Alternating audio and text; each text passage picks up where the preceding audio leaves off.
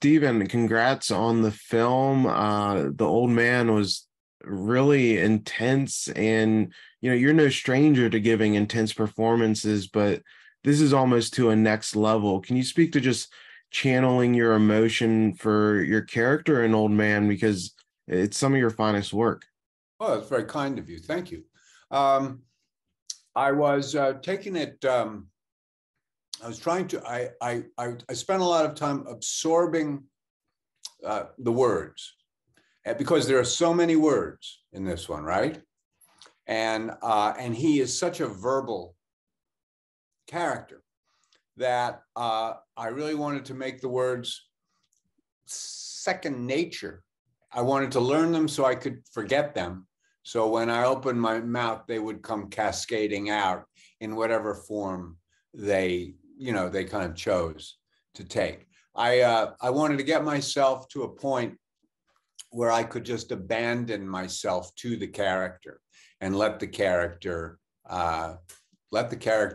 take over. In a sense, this particular film, working on this one, was kind of a controlled possession, as it were.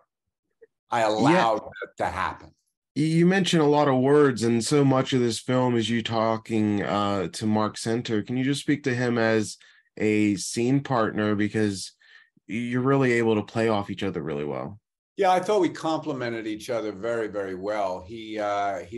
First of all, he's a marvelous actor, and I know he's capable of all kinds of things. In this one, he was an excellent complement to the Old Man, because his character really absorbed a great deal. And the Old Man is just kind of it's this verbal onslaught a lot of the time.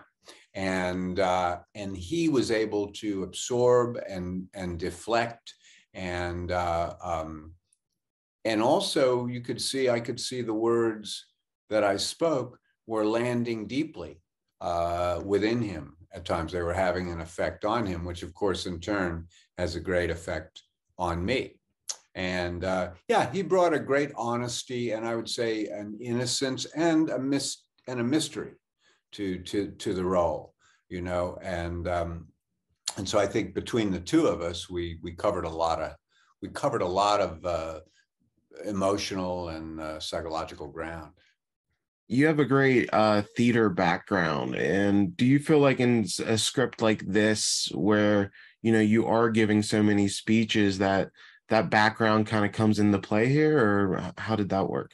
Yeah, I think it does. I mean, again, it says the way I put it to you before is a very theater thing to say, which is absorb the dialogue, learn the dialogue, let the dialogue become second nature, and then forget the dialogue.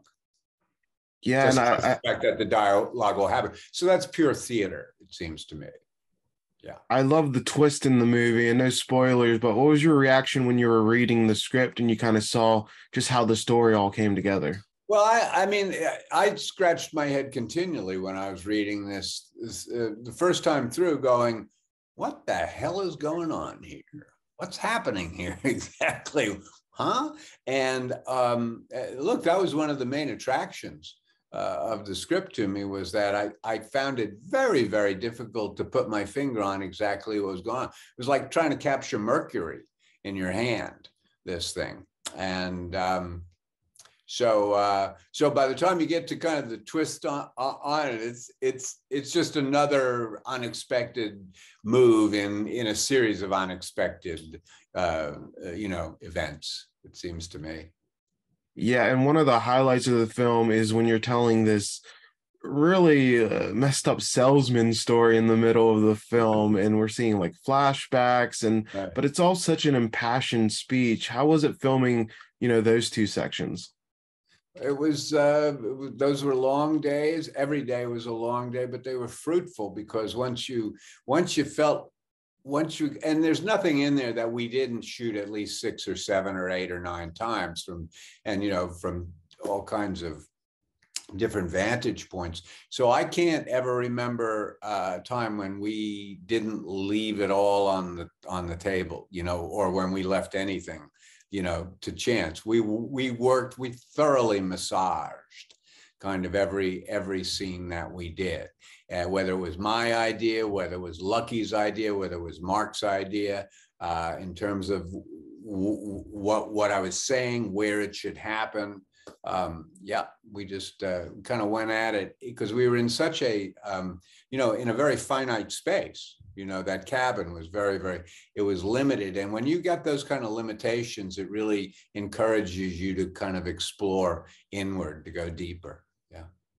And this is such an exciting time in your career because not only is this coming out, but Avatar was just re-released. Avatar 2 is coming out. I was just curious what it meant for you to see, people going back to the theaters and still, feeling so fondly about your performance in the Avatar, and to see that it's still just resonating just as much. Yeah, it's very gratifying. I went to see it, so I hadn't seen it since back in the day. And I sat between one of my grandsons and one of my granddaughters, neither of whom were born when we originally released Avatar. So that was pretty thrilling for me. And also, I must say, kind of moving for me as well to watch them be as enthralled with the world of Pandora as I hope everybody else on the planet, will be. So it's it's wonderful. Yeah, and with the success of Avatar and Don't Breathe, you're seeing your work receiving sequels, which isn't something that really happened a ton of you reprising characters before. So is it difficult to kind of get into that mind space again, or how does that work? Well, it depends on the role, I think. I mean, I find with the sequels you're talking about, Don't Breathe, I find it's not difficult for me to open the door into the blind man's brain. It's not a place I want to spend a huge amount of time unless that's what I'm doing. And when I'm doing it, when I'm in the blind man, it's a very interesting place to be. And I enjoyed, if that's the right word, but I guess it is. I enjoyed filming Don't Breathe and Don't Breathe 2 very, very much, just as I plan to enjoy filming Don't Breathe 3.